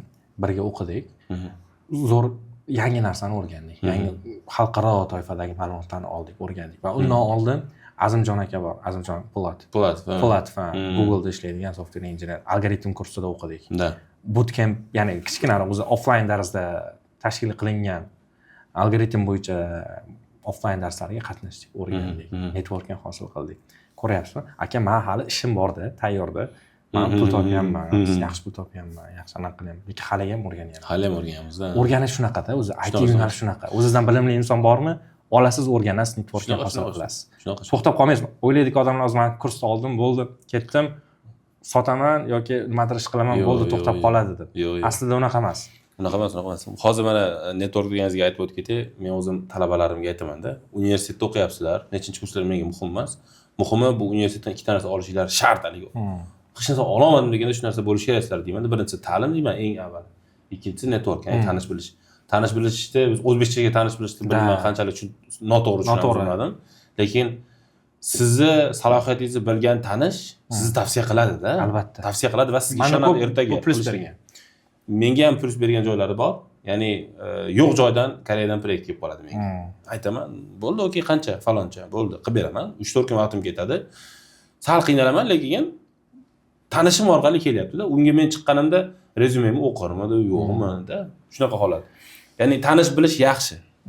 Faqat salohiyatingizni ko'rsata olishingiz kerak unga va bilaman ta'limdagi yurganlar shu joyga urg'u berish kerak. Ya'ni networking qilib berishligi kerak, networking qilish shart. Ta'limni o'zini berib qo'yib turib, bo'ldi, rahmat, senga pulingni oldim, ketaver deyishligi bu noto'g'ri. Endi offline va onlaynni sal sochib ketadi shu joyda. Onlaynda ham qilsangiz bo'ladi, lekin onlayndagilarni bir haftada bir, 2 haftada bir joyga jam qilishingiz kerak, stop network qilishligi uchun. Chunki siz ta'limni mag'zi o'zi tanish bilishda. Ya'ni qilishligi shart. Qilmasa, men o'ylayman, yo'qotyapti. Siz maksimumda to'layotgan qiymatga bera olmayapsiz. Endi men Norvegiyaga borib kelishim hali bilmayman, dargimon, boya olgan kursim orqasidan bilaman, agar kerak bo'lsa ularga reach out qila olaman-da. Networkda reach out qila olaman. Bu narsani tushungan odamlar o'qiyapti-da bu yoqda. Misol, men balonchi kursda siz bilan birga o'qiganman. Mana shunaqa masala bor desam, okey, turib javob beradi. At least javob beradi. Bitta narsani qo'shib o'taman. O'sha siz aytgan narsa juda ham to'g'ri. Bu aytganingizdek, networking bu O'zbekistondagi networking emas, boshqacha ma'nodagi networking. Mutaxassis sifatida tanilishingiz. O'zi mana boya bir eslab o'tdim. Ana Inboda dediz-ku, qanaqa kelib qolgansiz, qanaqa ishlar qildingiz, mana bo'ldi. o'zi juda qiziq bo'lgan. Men Cambridge tugatganman o'quv markazida o'sha sertifikatlarimni olganman va IELTSga topshirishim kerak. Men maqsadim chet elga ketish bo'lgan. Keyin o'sha paytda hozirgi hamma yoshda endi u payt surish degan anaqa muhim edi-da. Shunaqa o'y bor edi. Noto'g'ri fikr bor edi. Mana shu joyga shu pauza qo'yib turaylik, aytib o'tib ketay. Yaqinda bitta kutubxonaga bordim. Qizim hali 1 yosh. Lekin qizim onasiga aytganman, shu kitobga muhabbat qo'yib turishing kerak. Nima kitob desang, qizim uchun olib kelib beraman deyman. Hali 1 yosh. Kitob deb, mana misol birovni bolasi hozir telefonga yopishadi, kompyuterga yopishadi yoki televizorga yopishsa, meni qizim kitobga yopishadi-da. Xudoga shukr. Kutubxonaga olib bordim, kitob maza qilsin, kitoblarni ko'rib, ko'pligini, ya'ni chegara emas, uyingdagi 4 ta kitob sen uchun yoki 10 ta kitob sen uchun chegara emas. Kutubxona bor kerak bo'lsa. Qurib bera oladi deng, so'ra, ma'nisida ko'rsataman deb olib bordim men. Kimga qanaqa bilmadim. Borganimizda o'zbekcha literaturalar reseptionist orqasida turibdi. Men misol xayol qilmayman-da, borib turib, "Anuni olib bering" deya olmayman-da, lekin o'zbekcha bolalar uchun mo'ljallangan literaturalar anunda turibdi, orqada turibdi, reseptionist orqasida turibdi, birov kelib so'rab olmaydi. Men sizga nimaga olib kelaman? Ruhiyat o'zbekda qolish, o'zbekka singdirish, o'zbekka berish degan ruhiyat kitobdan chiqib kelish kerak. Lekin kitoblar yashirilgan holatda turibdi-da. Qolgan hamma literatura hammasi bolalar uchun, bolalar kutubxonasiga bordim даже. Angliyskiy, ruskiy, fransuzskiy, nemetskiy-da, medepan. Buni o'qigan bola chetga ketadi-da, uzru. O'zbekistondan qolaman deyish kerak, O'zbekiston uchun, men O'zbekiston uchun, O'zbekistonning odamiman, O'zbekiston uchun deyish kerak. Lekin receptionist orqasida turibdi-da. Shunaqa. Noto'g'ri-da bu. Endi o'sha payt davom eting. Ketaman deganingizga ketaman deganimda shunaqa bo'lgan, tushuncha bo'lgan. Chetga ketsam xuddiki xayolimda yaxshi pul topaman, ishim yaxshi o'xshab ketadi, ko'proq pul topaman degan o'y xayol bo'lgan. Payt yosh bo'lganmiz baribir. Keyin o'sha paytda ustozdan maslahat so'raganman, borganman. Moqderdagi o'sha yana ustozimiz Anvar aka Narzullayev aytganlarki, Azbek, hozir eng muhim narsa siz uchun tajriba olish. Bironta kompaniyaga o'rgandingiz, o'qidingiz, ilm oldingiz, endi mana tajribadan qo'llayingda. Yaxshiroq o'rganib, yaxshiroq bosqichga chiqing deganlar. Shu gap bilan men ketmaganman chet elga. Shu IELTSga lekin topshirishga borayotgan bo'lganman. Borayotganim paytida qiziq voqea bo'lgan. Shu British Council bor, Inbon zdaniyasining yonida, biznes sentrda, Bozormozor metrodan chiqqaningizda ko'rasizlar. Topshirgan paytim shuna chiqib to'lovni qilishim kerak bo'lgan. Hamma registratsiyalarni amalga oshirgandan keyin ular aytganki, siz bankka borib to'lov qilib kelasiz degan. KDB bankka deyishgan. KDBmi adashmasam shunaqa. Korean banki bo'lgan. KDB. Da. Men o'ylaganman, bilmaganman-da. U Toshkentdan uncha yaxshi bilmaganman o'sha payt. Men chiqib turib o'sha bankka, ya'ni Inboga kirgan. Shu bank bo'lsa kerak edi. Shu bank bo'lsa kerak deb borib turib kirib to'lov qilmoqchi bo'lganman. Qarasam, u paytda bank u yerda management anaqada, head office, ya'ni main office deydimi, qanaqadan? Головной office, ya'ni bosh office hisoblanadi. U yerda bank klientlarga kamdan kam xizmat ko'rsatadi. Ya'ni korporativ klientlarga xizmat ko'rsatadi, lekin mijozlarga kamroq. Lekin yonida bo'lgan, men kirib turib, "Assalomu alaykum" deganman, qarasam, saltat aka Milliy gvardiya turibdi, anaqa turibdi. Seriozda turibdi. Seriozda. Satabanga o'xshamayapti-da. To'log'iga o'xshamayapti. Rus opamiz aytgan, "Здравствуйте, как вам помочь?" deb anaqa boshlab ketganlar. Ruscha ham unaqa bo'lib turgan payt, "Assalomu alaykum, shunaqa", ruschada aytganman. Shunaqa pul to'lamoqchi edim deganman. Keyin, "Ha, boshqa joyda qilasiz, bizada u xizmat yo'q, bu bosh ofis hisoblanadi" degan. Keyin shuni orqamga qarab burilib ketayotganman, to'xta deganman. Men deganman, "Yaqinda bitta narsa o'rgandim" deganman. Shunda dedim, "Bir ish so'rayman" deganman. Men ham ichimda gaplashyapman. Ichimda qo'rqoq bilan. Shuni orqamga qaytib turib, "Sizlarda bo'shash o'rni bormi?" degan. "Qanaqa bo'shash o'rni?" degan. Keyin bilmayman deganman, IT yo'nalishi bo'yicha deganman. Keyin hozir seni kadr bilan ulab beraman degan. O'sha paytda juda katta yordam qilganlar. Telefon, IP telefonlari bor. O'shanga telefon qilib, o'shani внутренний 4 ta raqamdan iborat bo'lgan telefon qilasiz departamentlarga. Opamiz telefon qilib berganlar. Bizga bir inson keldi, ishga topshirmoqchi edi. "Xo'p, telefonni bering" dedi. O'sha payt Parvina degan qiz, Parvina Po'latova, hozirda UCLda ishlaydi. HR. Telefon olganlar, ko'targanman. "Assalomu alaykum, yaxshimisiz? Xo'p, sizga qanday yordam bera olaman" deganlar. Men data science demaganman. Chunki data science ular uchun baribir O'zbekiston bozori uchun u payt hali yangilik tushunadigan odam uni misol uchun birdaniga tushunmaydi. Uning funksiyasi ham kompaniyaga qarab farq qiladi. O'zgarib ketadi shunaqa. Shuni olganman. Data analitikman deganman. Data analitikman deganman. Shu ish bo'lsa, bu ishni bo'lsa topshirmoqchiman deganman. Quloqlariga jarangdor eshitilganman, zo'r bo'lganman. Ha degan, как раз biz degan yaqinda shu bo'yicha e'lon bermoqchi edik degan. Headhunterga degan yaqinda e'lon joylamoqchi edik. Ayni data analitiklarni har bitta departamentga rahbariyatdan shunaqa tavsiya tushgan, anaqa tushgan, talab tushgan, zadacha tushgan, shu har bitta departament bittadan data analitik ishga olinsin degan. Ular уже transformatsionniy, ya'ni yo'nalishga qarab harakat qilingan. Digital yo'nalishga qarab. Har bitta biznesda data analitik bo'lishi kerak bo'lgan deb tushuntirganlar. Ha, bo'ldi, xo'p, men topshirmoqchiman. Rezyumengiz bormi degan. Ha, bor deganman. Lekin paper emas degan, qog'ozda emas, elektron varianti bor degan. Agar qog'ozda bo'lsa, keyin aytganlar ekan, o'sha yerda tashlab keting demoqchi bo'lganlar. Keyin yo'q, elektron deganimdan keyin, ha bo'ldi, kutib turing, men tushaman pastga degan. Keyin 5 minut kutib turganman ichkarida, o'sha payt 13-etajda o'tiradi. O'sha indozaniyasini HR yo'nalishidagi xodimlar tushganlar. Mana o'sha ground degan holimiz bor, kirganda. Birinchi etaji. Olib kirganlar, ichkariga kirganmiz, tanishganmiz. O'sha yerda o'zimiz suhbatimiz boshlanib ketgan. Birinchi suhbatimiz 2 soat davom etgan. To'rga kirgan bo'lsam 6 da chiqqan. Polni orqadagi istoriyalarni aytib berganman, nima bo'lgan, nima o'sha ham tabiiy gaplashgan, tabiiy anaqa qilgan, misol uchun gapimni bo'lib turib, bunaqa emas, unaqa emas. Optimdan kelib chiqib savol qildim. HRlar bilasiz, birinchi o'ringa sizlar soft skills tekshiradi. Soft skills tekshiradi. Agar soft skills yaxshi bo'lsa, hard skills sal kamroq bo'lgan taqdirda ham oladi. Sababi katta kompaniyalarda zo'r gapi bor. Shuni aytib o'taman. Agar bir inson ishga topshirganda uni bilim darajasi sal pastroq bo'lib, lekin xulqi yomon bo'lsa, deydi. Xulqi yomon bo'lsa yoki-da bir insonni bilimlari zo'r bo'lib turib, xulqi yaxshi bo'lsa, yo bilimlari zo'r bo'lib turib, xulqi yomon bo'lsa, vice versa. Yaxshi yomon yoki yaxshi yomonmi yoki yomon yaxshi bo'lsa. Men yomon bilimi bor bo'lgan insonni yoki xodimni men o'qita olaman deydi. O'zim o'qita olaman deydi. Lekin xulqini o'zgartirib bo'lmaydi. Lekin xulqini o'zgartiraman. Nimaga aytsa, unga keladigan kamida uni yoshi, keladigan xodimning yoshi 18 yoki 25 atrofida deylik. Atrofida. Eng yoshini olganimizda taxminan. Undan baland bo'lishi ham mumkin. Lekin u xulq 20 yil yoki 25 yil davomida shakllanib bo'lgan. Uni o'zgartira olmaydi 1-2 soatlik dars bilan yoki 1-2 yillik kurs bilan. Shunaqa. O'sha payt 2 soatlik davom etgan kursimiz, ana suhbatimizda o'zim maza qilganman. U bilan gaplashib, proyektlarni eshitganman, nimalar haqida, nima. Ertasi kuni o'ziga, endi 6 ta общий intervyu bo'lgan, MBAga kirishimgacha. Har bitta bosqichdan o'tib, o'sha 6-chisida endi xavfsizlikdan bo'lgan, uni ham o'tib, xudo xabar qilib, nima deydi, imkon berib, yo'q joyda ishda bo'lib ketganman. Yo'q, o'zi IELTSga borganman, IELTS borganman. Yo'q joyda. Endi men bu 6 ta intervyu 1 oy davomida davom etgan. Birdaniga emas, lekin uydagilarimga aytmaganman. IELTS topshiraman yurganman, IELTS lekin to'lovini ham qilganman. Lekin ishga kirganimdan keyin IELTS qolib ketgan. Endi kerak emas, ishga kirganman, o'sha 1 oydan keyin ular xabar berishgan. Lekin eng qizig'i o'shandan chiqqanimdan keyin yana bir voqea bo'lgan.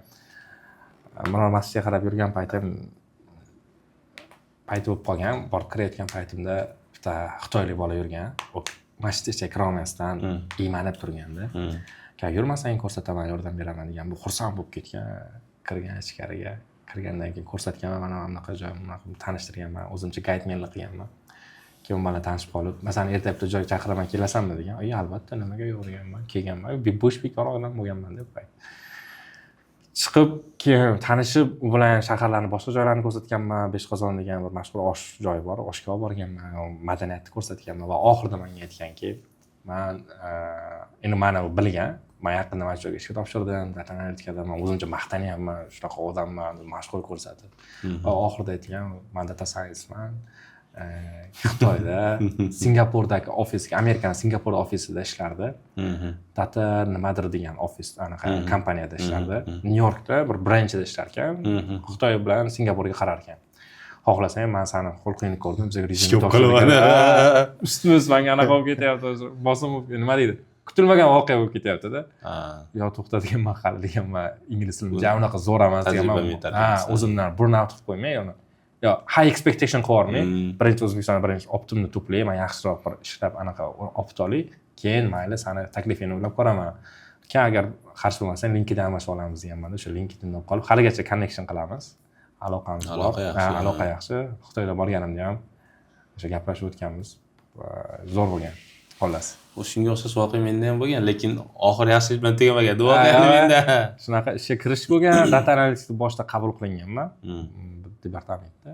va 1 yil davomida yaxshi tajriba olib, o'sha 1 yil davom ichida o'zida 6-oyga kelib, bizani DIT rahbari Shehzod aka mani EAga bo'lgan qiziqishlarimni ko'rib, eshitib, bilib, IBM bilan biz o'sha ICT Week'da haftaligida bir shartnoma qilganmiz, loyiha birgalikda qilish bo'yicha.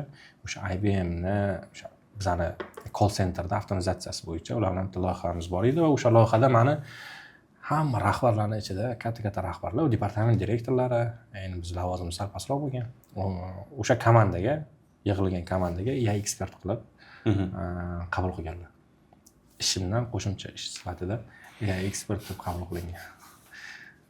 O'sha loyihada ko'proq ishlaysan, yaxshi. Oylikchi, o'sha deydi-ku. Yo, lekin men uchun opit bo'lgan, qiziq bo'lgan. Albatta, opit. Juda qiziq bo'lgan. IBM bilan o'sha gaplashganmiz, переговорlar borganmiz. O'sha Chexiyadagi bir xodimi bilan o'sha loyihani biz endi plus-minuslarni kelishib o'tib, ko'rayotganmiz va hozirgacha ular bilan shartnomamiz bor, ishlab kelamiz. Va undan keyin o'sha 1 yil o'tgandan keyin 2-yiliga ko'tarilish bilan повышение deydimi? Ko'tarilish bilan promotion qilib transformatsiya ofisiga Ijalda, ya'ni xalqaro davlatlardan yig'ilgan xodimlarni Ijalda yig'ishgan.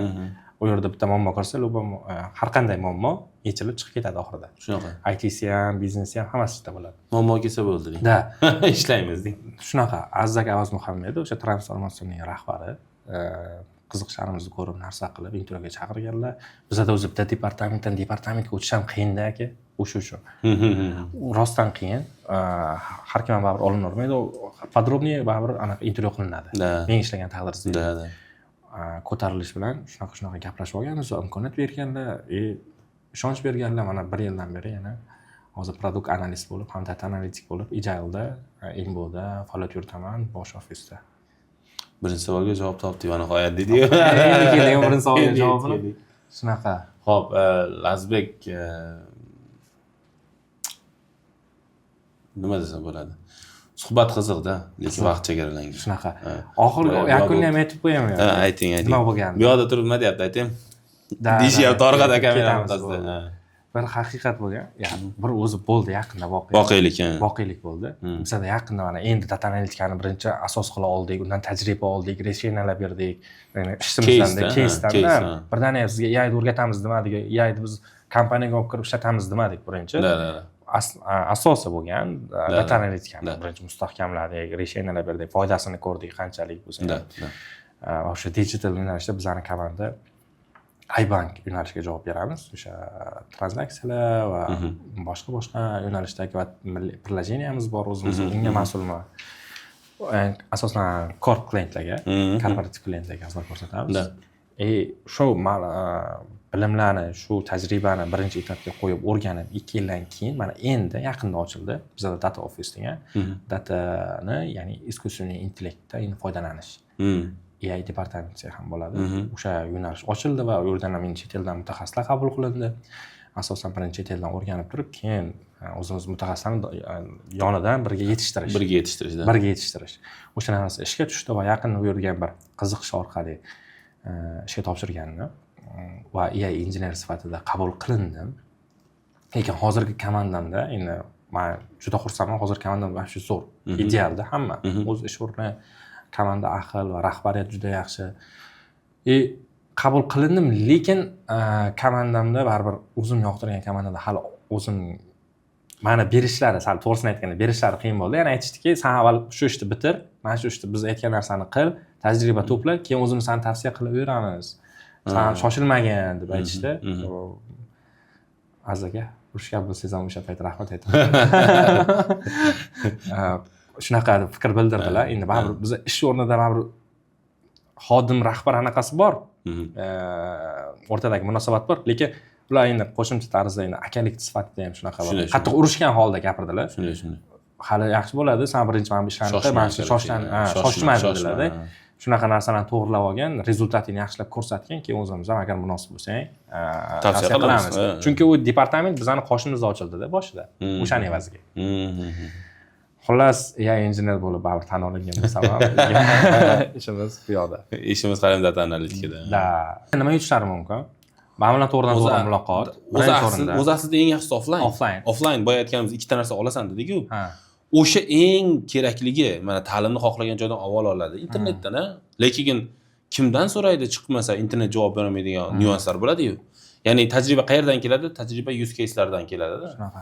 Sizga to'g'ridan-to'g'ri chiqib turib use case'iga javob topa olgani yoki tanishidan o'sha 20 ta bo'ladimi, 30 ta bo'ladimi, o'tirgan holatdagi birga shu sohada ishlagan insonlardan keyinchalik qayta aloqa qilib savolga javob topa olganligi bu eng katta yechimida. Eng yaxshisi shu. Onlayn o'rganganda ham ola olasiz, lekin connection bo'lmaydi. Connection qiyinroq bo'ladi. Qiyin bo'ladi. O'zingizga connection bilmayman qanaqasi. Endi offlaynda Bog'liq plusimiz ekan. o'zi limitda olyapmiz odam. Bilasiz, xabaringiz bor. Nechtadir odam topshirsa ham baribir limitda odamni o'qita olishga imkoniyatimiz bor. Ularni ham test qilib olinadi baribir. Albatta. Kichik bo'lsa-da ingliz tili, matematika, logikalarni tekshirib olinadi. Albatta. Bu narsa muhim. Chunki bu narsani talab qilmasdan sizga o'qitib ta'lim beramiz degan odamlar bilmadim qanaqa o'qitishadi. Lekin biz uchun muhim narsa bu. Albatta. Va eng yaxshi narsa olishingizdan bitta narsa to'g'ridan-to'g'ri muloqot. Birinchi o'rinda, ikkinchi o'ringa karyerangizni qanaqa o'tirish, qaysi joyga ishga topshirish, qanaqa topshirish, intervyulardan o'tishda imkoni, ya'ni Qanday o'tsak, intervyuda yaxshi o'tasiz. shunaqa o'shalarni ko'rib o'tamiz va rezyumelarni, CVlarni review qilamiz birgalikda va kursda eng katta surpriz bo'ladi. Bilasiz, loyihangizni aytib bergandan boshlanish qanaqa bo'lishini, kimga qanaqa zadacha beriladi, qanaqa har bitta odam o'zini mahsulotini kurs yakuniga kelib qo'liga portfolio sifatida olib ketadi. Shuni. Endi ko'p aytib qo'ysak qiziq bo'lmay qoladi. Qolsin. Shunaqa. Surprizigacha qolsin. Ha, bu odatdagi kurslardan juda katta farq qiladi. Farq qiladi, xudo xolasa. Bugungi podkastimizning mehmoni Lazbek bo'ldilar. Hammaga kattakon rahmat. Yana keyingi sonlarni xudo xolasa yanada boyitgan holatda. Bugungi so'z juda zo'r bo'ldi. Rahmat Lazbek, vaqtingizni aytganingiz uchun.